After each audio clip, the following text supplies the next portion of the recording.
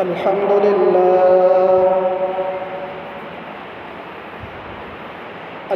لله نحمده ونستعينه ونستغفره ونعوذ بالله من شرور أنفسنا ومن سيئات أعمالنا من يهده الله فلا مضل له ومن يضلله فلا هادي له ونشهد أن لا إله إلا الله وحده لا شريك له ونشهد أن سيدنا ومولانا محمدا عبده ورسوله أما بعد فأعوذ بالله من الشيطان الرجيم بسم الله الرحمن الرحيم قال الله تبارك وتعالى في كتابه المجيد وفرقانه الحميد ولقد يسرنا القرآن للذكر فهل من مدكر وقال النبي صلى الله عليه وسلم تركت فيكم أمرين لن تضلوا ما تمسكتهما كتاب الله وسنتي وفي رواية آخر كتاب الله وعترتي صدق الله العظيم وصدق رسوله النبي الكريم ونحن على ذلك لمن الشاهدين والشاكرين والحمد لله رب العالمين درود شریف وای اللهم صل علی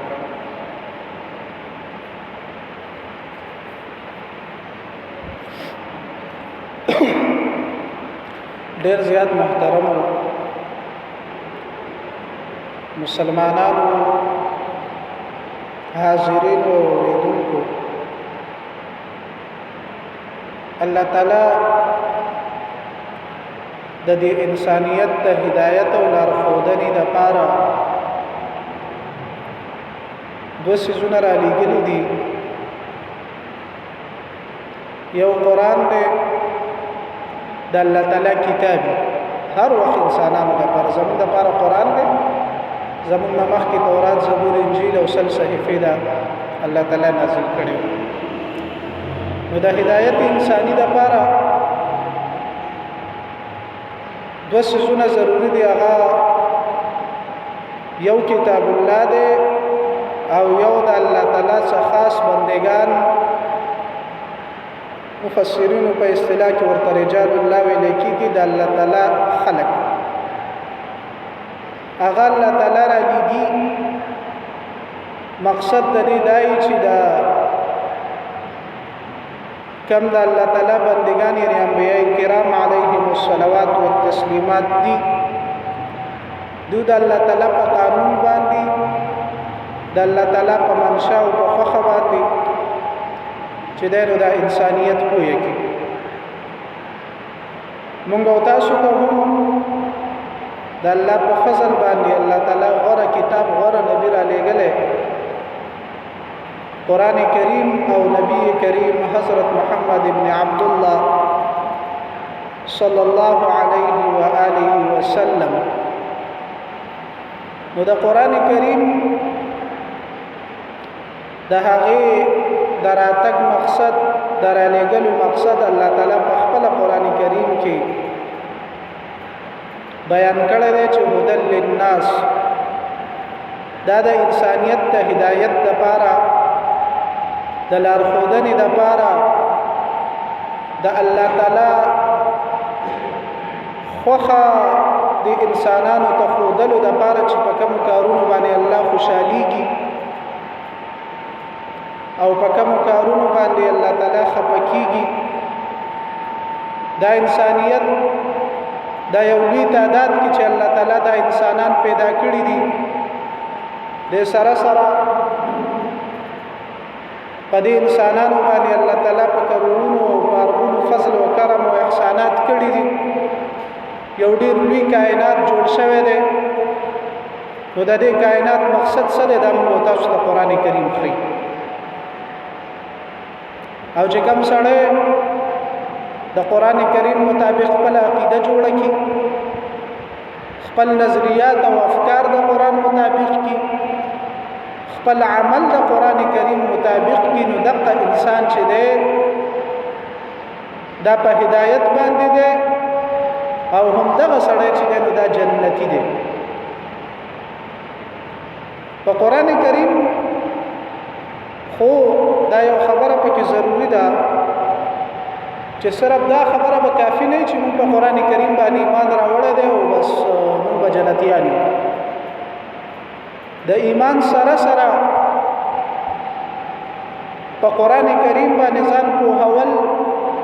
د دې معنی مفهوم مطلب هغه معلومول دا په موږ تاسو باندې ضروری دي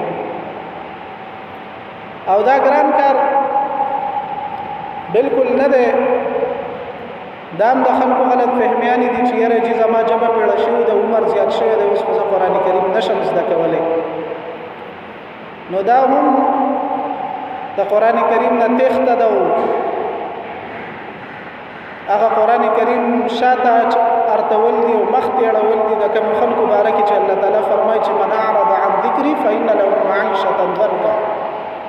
چې کوم خلک زما د ذکر او د قرآن نه مخ واړوي نو دې مثلا د ژوند بزړن کم کم او ونحشره یوم القیامة اعمى او قیامت پر ورځ باندې به دغه خلک ړاندي نو چې الله تعالی چا د دنیا کې موقع ورکړي هغه صرف په دې باندې قرآن کریم نه زده کوي چې یاره چې زما جبه پیړه شوی د بوډا شوی یم پلان کې نو دا خبرې به هم د دې لپاره ټیک نه وي ځکه زموږ اسلافو کې که چېرته موږ تاسو نظر واچوو نو ډېر هغه خلک دي چې هغو قرآن کریم زده کړی دی هغو خپل عمر ته نه دي کتلي حضرت سلمان فارسی رضی الله تعالی عنه باره کې مختلف روایات دي او روایت خدا دی چې هغه د عیسی علیه السلام زمانه هم بیا موندلې وه خو چې کوم اتفاقي روایات دی هغې کې دا دي چې د هغې عمر تقریبا 250 سال و چې هغه اسلام قبول کړی دی او د نبي علیه السلام مرسته اختیار کړې ده او بیا غزوه خندق یو لوی جنګ چې ټوله کفر نړۍ دا مدینه اسلامي ریاست ته جمع شوی او د ختمولو کوشش یې کاوه هغې کې چې کوم د کامیابۍ د کامیاب جنگي حکمت عملي و نو هغه د حضرت سلمان فارسی رضی الله تعالی عنه هغه رایه وه نو عرض مې دا کوو چې د قرآن کریم باندې ځان پوهول چې دی نو دا څه ګران کار نه دی او د دې سلور زل الله تعالی په قرآن کریم کې په سورۃ القمر ویشمه سپاره کې فرمایي چې موږ د قرآن کریم آسان کړی دی د پاره د نصیحت یا د پاره د یاد دهانی او څوک شته چې دا زده کړي د دې آیت مفسرینو دوه مفهومه بیان کړي دي یو مفهوم دا دی چې قرآن کریم محض د یادولو د پاره د الفاظو یادول په دغه کې قرآن کریم ډیر زیات آسان دی نو ظاهره خبره ده زموږ د مشاهدین دا خبره تیر شوې ده چې د 15 شپږو او 8 کالو ماشومان او هغه قرآن کریم یاد کی او بیا ورته داسې یاد د ډیرو حافظانو صاحبانو دا خبره مونږ ته را رسیدل چې څوک وو غنټو کې ستټول استاد ته واوري او چا 7:30 او چا 8 غنټو کې چې د تقریبا بیا ټول قرآن کریم هغه خپل استاد ته واوري او غلطي هم تیرانش او دا ویلې شوې دي چې څوک په میاش کې حفظ کی د امام محمد رحمه الله بارک دا یو قول مشهور ده چې هغه هفته کې یاد کړو او څوک په کال کې یاد کی او چې ډیر زیات غبي طالب علم نو څلور 15 کال کې هغه یادولې شي او چې عام متوسط کم طلبه دي نو دا تقریبا 2.5 کال کې چې نو دا قرآن کریم یادولې شي ا تقریبا په 2000 کې د نن 25 سال مخکې اوسره شوی و هغه کې دا لیکلی و چې هغه ټیم کې په دنیا کې 90 لک حافظان قرآن موجود نو نن په کروڑونو په تعداد باندې نو دا یو خبره هم ثابته ده چې قران کریم د یادولو د لپاره آسان دی. دویم مفهوم د دې آیت مفسرینو دا بیان کړی دی چې دا د نصیحت اغستو د لپاره هم آسان دی او دا غي مشاهده چې قران کریم باندې لک شانتي امزان کوی کړی هغه به وکی چې قران کریم عام طور باندې مشاهدات نه خبرې کوي هغه سيزونه چې خلک پیژني. مثال داسې دی لکه موږ چې خپل کله ماشومان سکول ته ولګو نه د کچي او اتناو دی ولنو کلاسونو کې هغه ته وی الف سینارو باسه بالو پلان کې نو چې کله هغه ته سبق خاين او هغه سيزونه هغه ته خای چې د ماشومان رسایي هغه ته حاصلې او ماشومان هغه سيزونه پیژني نو ورته هغه سيزونه وخی او دا هغه ورته تعلیم چې نو دا شروع کی هم بعینه د قران کریم هم دقه شانتي اسلوب دی چې دا د مشاهدات نه چې د ابتدان باس کوي چې کم سړی ته د عقیده باس کوي ته د اسمان ته خلک شانتي وګوره کړه اسمان ټول تخکاری کنه قران کې الله ویلي دي چې دا ما بستن ودرول دن یعنی الله موجود دی بیا وایي ته د اسمه کې ته خو وګوره کنه دا بالکل وچی الله تعالی په باران وکي او بیا خپل په قدرت باندې دي کې شینکې او فصلونه دار او راوز ورغون شي بیا وایي ته د نور اوس په ته خو وګوره کنه هم چې ارچا تخکاری کنه اور چاته پته چې دا په دغه کې روان دي دا کم وخت نه چې انسان پیدا شي او غل عقل شعور راشي بیا په دې خبرو کوي نو الله تعالی هم د قرانګي د مشاهدات په تور باندې هغه سيزونه چې هغه عام خلک هغه ته رسایي حاصله یو عام سړی چې هغه بالکل ان پړ یو خلک ورته بالکل ناپوهه وای هغه هم د قران کریم په خبرو باندې پوي. نو الله تعالی قران کریم لکه څنګه چې سکول کې ماشومان ته بالکل د الف انار او د بی بال او دغه شانتي بعض زمونږ وخت کې به پکې بوډا لیکل او د بینه نو دا زمونږ استاد مشاهده او هغه تعلیم اصول دادي چې دغه هغه زینب شروع کې چې باغې باندې عام انسان هم کوي. خو د قران کریم دا فهم د پاره یو دوه درې سوزونه دا ضروری یو دا دی چې هغه کې د ټولو نه اول چې وساله وایي چې په قران کریم باندې پوه شم نو د به د عربي علوم سنه علم حاصلې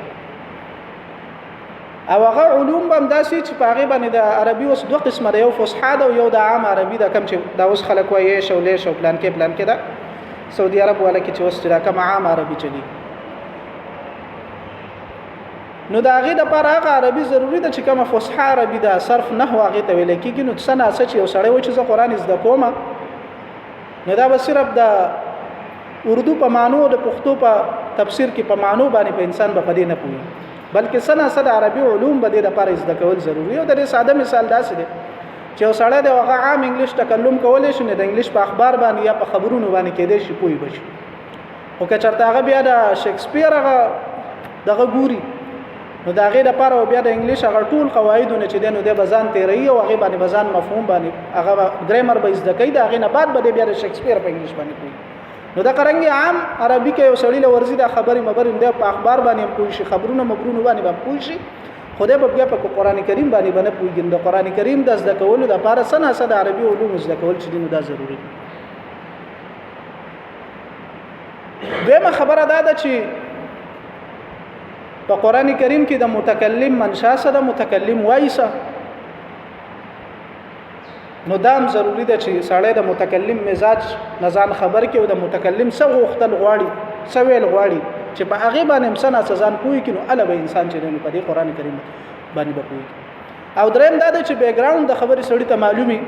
چې یاره دا خبره سو جنه شوې ده دا یوازې د قران کریم د لپاره نه بلکې د دنیا هر جبه چې انسان زده کوي او هر کتاب زده کوي دا غي لپاره د درې اصول به ضروری چې هغه کتاب په کومه جبه کې د هغه بنیادی قواعد به زده کوي د غرنګي متکلم سویل غواړي د هغه منشا به زده کوي چې د متکلم سویل غواړي درېمه خبره ده چې بیک ګراوند د خبرې چې ده نو دا به زده کوي او دا ولنې خبره د لپاره مونږ ویل چې کوم عام انګلیش دی او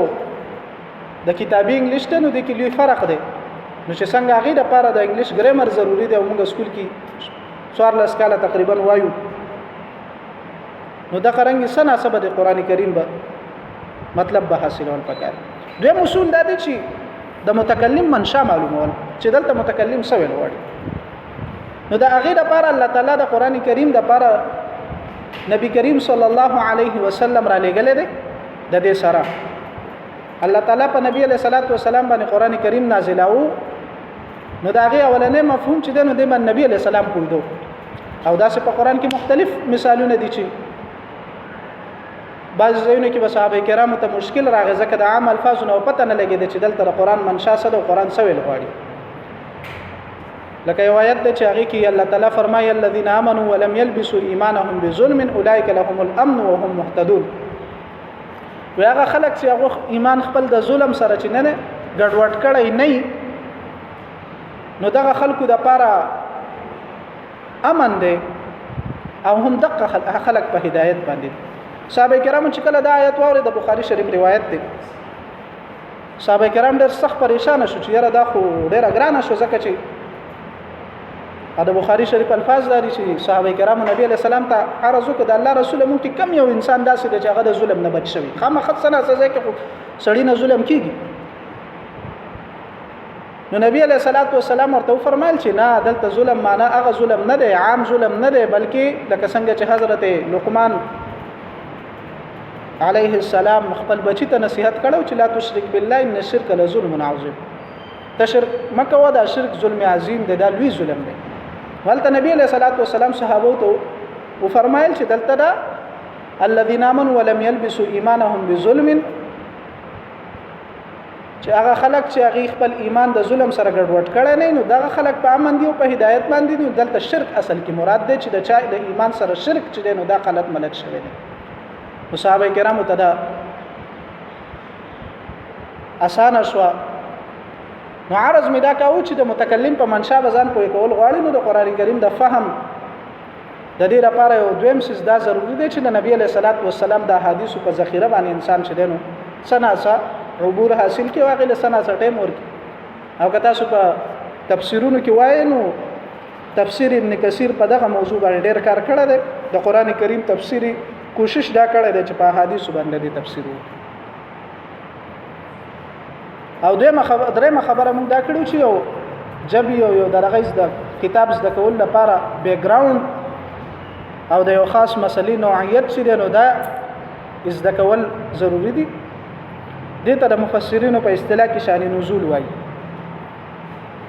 چې دا قران کریم دا آیت ولی نازل شو د دې ساده مثال په قران کریم کې الله تعالی ذکر کړی دی چې ان الصفا والمروه من شعائر الله فمن حج البيت او اعتمر فلا جناح عليهما دا صفا او مروه په حج کې دا د شعائر الله نه دي د الله تعالی د دین نخې دي او چې چا په دې په منځ کې سعی وکړو نو په د باندې څه ګناه نشته نو د دین صحابه کرام عام مفهوم دا حاصل کړ چې زړه سعی بین صفا او مروه دا به ضروری نه او په دې ټول فقها او علما اتفاق دي چې حج بغیر د دین کېږي نه عمره بغیر د دین کېږي نه د دې یو خاص پس منظر او یو خاص بیک گراوند او یو خاص شان نزول دی او هغه دا و چې د مکه چې کم خلکونو قریش دیو با د جاهلیت په وخت کې صفا او د مروه سعی کوله او هاجره به خپل نیا غنله او د مدینه خلک چې کومونو هغه په هبل بوتلتله د سعی بین صفا او مروه په ځای باندې هبل بوتلتله هغه خپل بوت هبلو نو هغه به د صفا او مروه چې د دې دغه نه کول سعی به نه کول بیا یو صحابي هغه راغی حضرت عائشه رضی الله تعالی عنها نه تاسو کو چیرې د دې آیات په مفهوم باندې زپوی نشوم پورا نو عائشه رضی الله تعالی عنها ورته دغه فرمایل چې د جاهلیت په وخت کې به انصارو بنکاو مدینه خلکو به سعی بین صفا او مروه نه کول او د قریشو به کوله نو عام صحابه کرام ته دا فهم شوی و چې د سینه چرته دا به جاهلی رسم لکه څنګه هغه نور هم ډیر شه جاهلی رسمونه په حج کې چې دا غي بیا الله تعالی تجدید وکړ نو کې دې شدام یو نو نه هغه ورته وی چې دا فلا جناح علیهما دا ټکی چې الله تعالی فرمایله دا دغه وجه نه ده چې انصارو بچرینو دا نه کول نو هغه ته دا ویل شو چې ګوره دا ګناه کار نه دی دا د ثواب کار دی په حج کې دا خبره ضروری ده نو دا غرنګ شان نزول د قران کریم دا د مفهوم د لپاره انتهایی ضروری دی موږ په دې خپل تقریر کې درې خبرې وکړه د قران فهمۍ د لپاره هغه کې اولنې خبره ده چې یو سړی په قران کریم ځان پوي کوي نو هغه به د ګرامر ضروری قواعد چې دي بنیادی دا به زده کوي د عربی او چې کله په ګرامر باندې ځان پوي کینو دا سړی به د قران کریم مفهوم حاصلول شروع کوي. دویم نمبر دا دی چې د نبی علیہ الصلوۃ والسلام احادیثونه به ځان خبري ذکر قران کریم د ټولو اولنې تفسیر دا محمد رسول الله صلی الله علیه وسلم کړی دی او د قران تفسیر د احادیث اصل کې د قران کریم تفسیر دی. نو چې کوم ځکه د الله تعالی د آیاتونو مطلب صحیح هغه به موږ تاسو ته په احادیثو کې چې دنه بیانېږي او مفسرین او محدثین دا ذکر کړي. او دریم نمبر د قران کریم د شان نزول علم دغه انسان زده کینو په دې وجبانی انسان قران کریم ته زده کولای شي. نو دا د قران فهمي د لپاره انتهایی ضروری دی او قران فهمي د انسان د هدایت لپاره ضروری ده او د جنت تطلو او د آخرت د نجات لپاره ضروری ده. نو زمون په دې کلی او په دې محله کې ان شاء الله تعالی 24 سپتمبر نه فهم قرآن او سنت کلاس وي د ملک عتیق سے په اجره کې مولانا محمد اسماعیل صاحب د حیات آباد هغه به د کلاس مدرس او 15 ورځې وي تقریبا ده. نو پاره کې به موږ تاسو په خپل شرکت کوو سحر مانځن آباد 6:09 بجو پورې وي او چې زمونږ کم رسایي کم ملګرو ته هغه ته موږ د دعوت هم ورکو دا د قران کریم کلاس. ظاهره خبره ده چې 15 ورځې کو سړی په قران ملاکی کې خو نه خدا سره ضروری مسائل چې باغې باندې سړی پوه شي او چې قران کریم ډېر خلک داسي چې هغه ته موږ دعوت ورکو او د قران کریم پس کلاس کې کینی او ځان په پوهه کې ځکه ډېر خلک سره د قران کریم درس ته چرته ناس نه نو هغه خلک به پوه شي چې د قران کریم خو آسان دی نو هغه بیا د قران کریم د زده کولو کوشش به وکړي. څومره خلک چې زموږ استاد په دعوت باندې راځي نو هغه به داغي چې بیا قران کریم زده کوي او څومره په عمل کوي نو موږ به باغی سره په ثواب کې شریک. نبی علیہ الصلوۃ والسلام فرمای الدال على الخير كفاعله و د خکر خودون کې سړی چې دین او د سیده لکه څنګه چې کوون کې نو کم سړی چې چاته نیک کار د خکر دعوت ورکو او بیا په بل سړی عمل کوي نو د الله تعالی پوره اجر د دې ورکوي. نو د دې لپاره مختلف